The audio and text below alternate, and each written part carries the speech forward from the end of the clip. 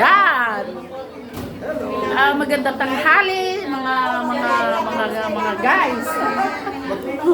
At dito po ako sa dating church. Kung bakit ko nakilala ang Panginoon, ito po si Pastor Jos. Pastor Lerma po. Ayan, yung mga kasawa po namin. Hello po kayo sa vlog. Ito po ang kasawa ni Bishop, si Pastor Ruby. Ito po si Bishop Danny. Yun nga po, si Pastor Jos. Kung bakit ako nakakilala sa Panginoon. At ito rin po, na isang naging makulit. Kaya ito na po ako ngayon. Anong sa inyo? Anong sa inyo dapat? Peace be with you. Nasa YouTube po tayo. YouTube po yan. Ayan, ang mga member ni Pastor Jos. Purple ladies, pakita kayo. Say hi sa vlog, say hi. Ayan, ha. Kita-kita rin pinagkainan namin. Ubus na. Dito po kami nag-lunch. Ayan ang aming food. Medyo tumataba. Nagpapapayat na ako.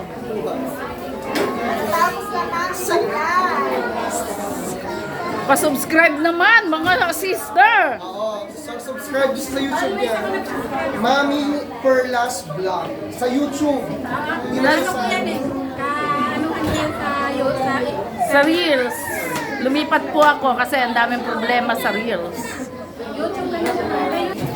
So ito po si Pastor Jos. Hello. Nagkahiwalay man kami ng church pero kada may okasyon andito pa rin po ako sa kanila. At saka prayer partner. Yun, totoo yun. Pag pinagkaisa namin ang prayer 100%, Grabe ginagawa ni Lord. grabe ginagawa ni Lord. Boom! Boom! Walang decline pagka si Lord ang ginamit. Ayan. Ayan po. Nasaan na si Jessa?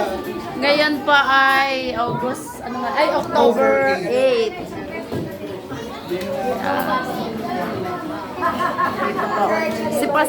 Sila po kasi mag-asawa ay paalis na papuntang US. Doon po sila tinawag ng Lord. Kaya bilang 9 years na tayo. Bilang 9 years ay mawawala sila. Kailangan makipag-banding. Oo. Yun. Ito pa po yung isa na member. Ayan. Di ba? Ang ganda 9 niya. years na rin kami 9 years. magkakasama. 9 Naglak- years, nauna ka lang sa akin ng 1 year. Di 8. Pero, kahit wala ka na sa church, nandirito pa rin kami. Lagi Yes. kami nag-uusap-usap.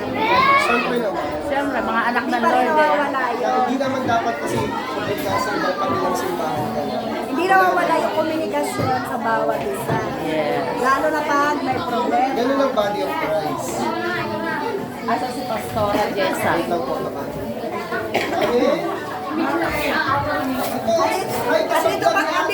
Dito pala sa likod si Pastora Jessica. Touch pala, kaya pala naman. Dito ka high-fly ka sa vlog ni ate. Ito po, si Pastora Jessa. Yan, asawa ko po yan. Huwag mong palatang inod ka sa akin. Ganun. Alisa po sila, kaya andito po kami. Nagkakaisa kayo. Salamat sa pag-attend, Ate Perla. Salamat din sa pag-invite. So, ayun. 9 years anniversary ng church nila. At the same time, aalis si Pastor at si Pastora para mga ibang bansa. Sa US po yata ang punta nila.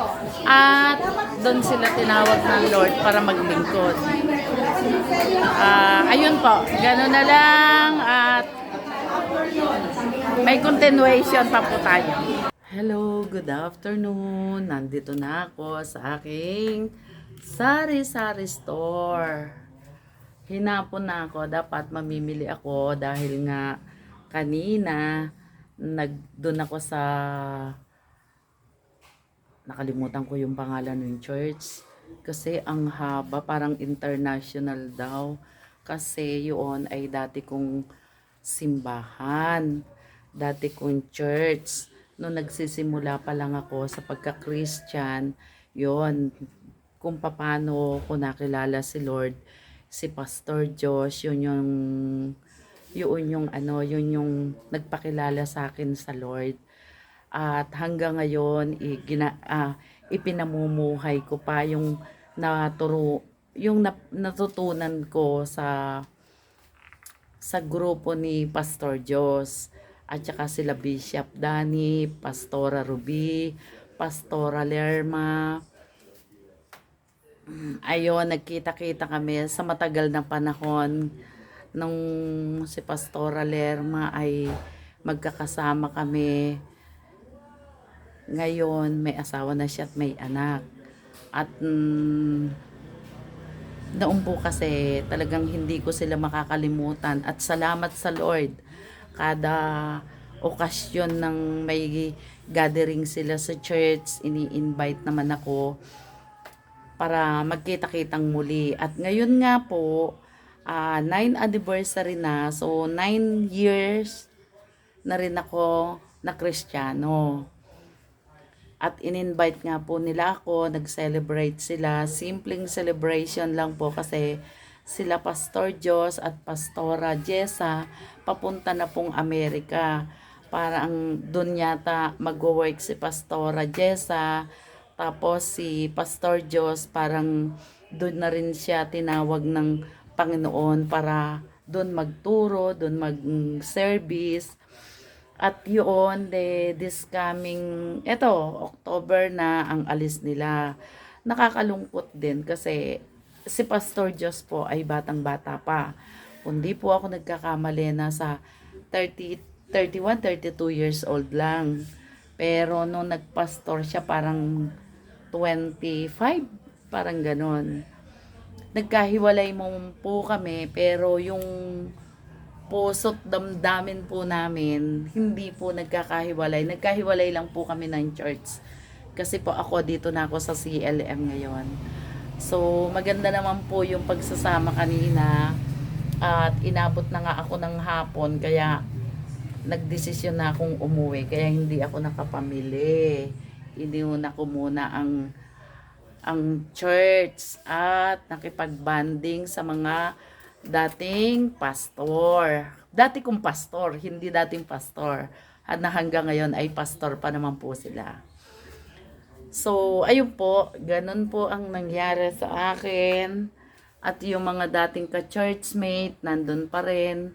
Sila Sister Christina, Sister Elena, Sister Jo.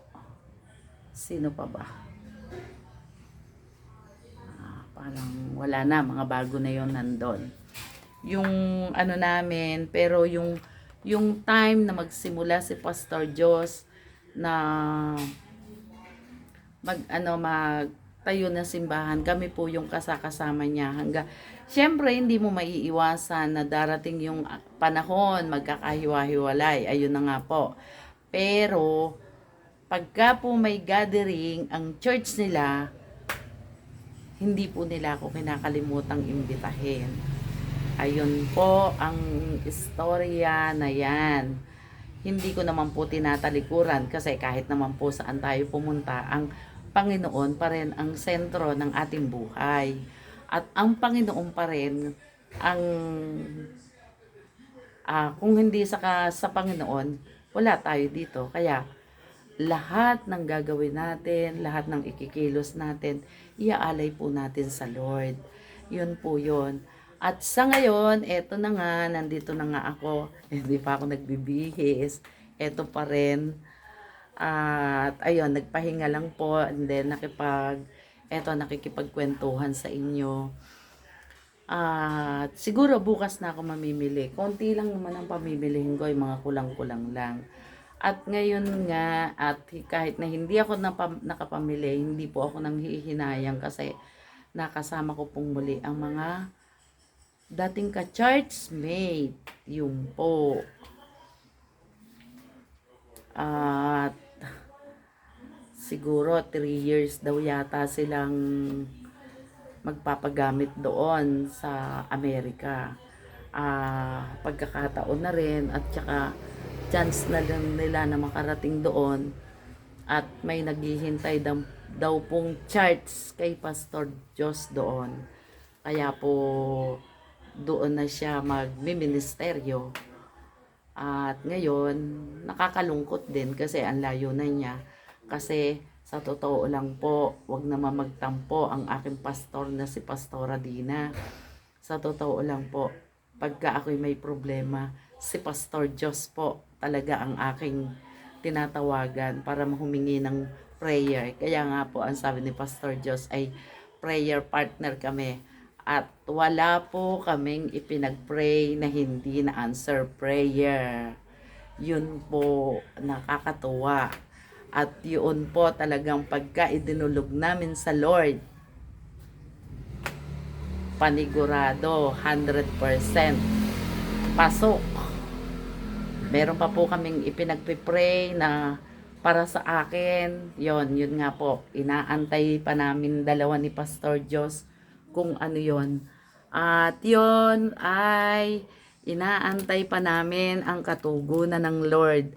Pero naniniwala ako, hindi niya kami bibiguin kasi kami po ay anak ng Lord. Tayong lahat ay anak ng Lord. Pero, ibig sabihin, tayo po ay maging tapat sa Panginoon para tayo ay pagpalain. Yun po. Maging tapat po tayo sa Lord para lahat po ng ating hinihingi ay ibibigay ng Lord. At ang pagbibigay po ng Lord, hindi po agad-agad. Kung tayo po nag-iisip para kung halimbawa may naghihingi sa atin, di po ba hindi naman tayo agad nagbibigay? Ganon din po ang Lord. Tinitingnan po niya yung puso natin kung tayo ay tapat. Pag tayo ay naging tapat, sigurado yun 100% ibibigay ng Lord sa atin. At ayun, yun po yung aking mensahe, yung aking isi-share sa inyo ngayon. At yung mga nasa church kanina, mga sister, mga brother, shout out sa inyong lahat. Hindi ko kayo maisa-isa. Meron din po doon na pastor na taga Batangas. Pastora, shout out po sa iyo. Ang galing-galing po ng boses mo. Hindi ko po nakuha yung name mo. At ayun, yun. Ang galing, ang tinis ng boses ni Pastora kanina.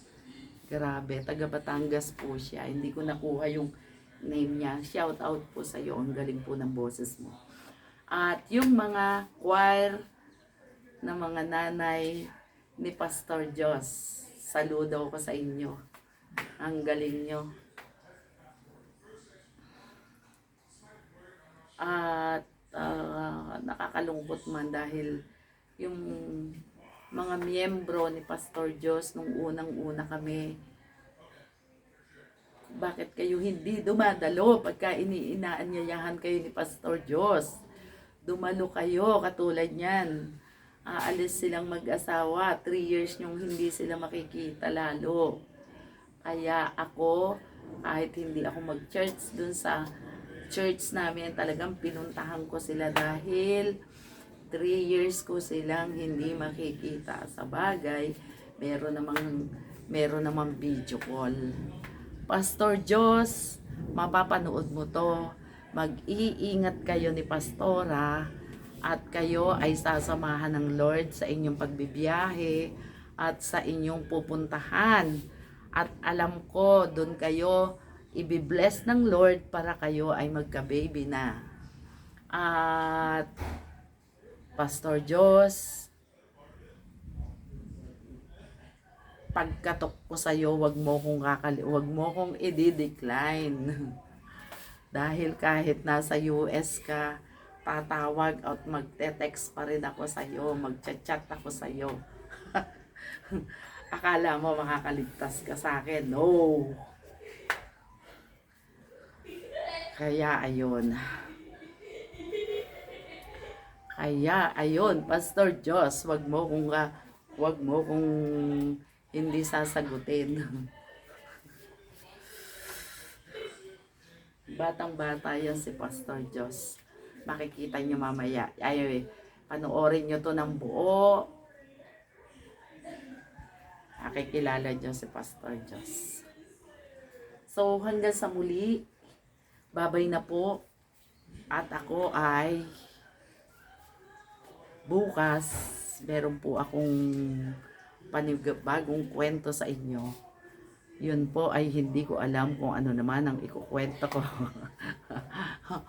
Mga taga-church ni Pastor Jos, mga miyembro ni Pastor Jos, Pastora Ruby, Pastora Lerma, subscribe niyo po ako. Subscribe niyo po ako at panoorin niyo po ang aking mga video. Salamat po sa inyong lahat. I love you all. Sa mainit na pagtanggap sa akin kanina. Salamat po. I love you all.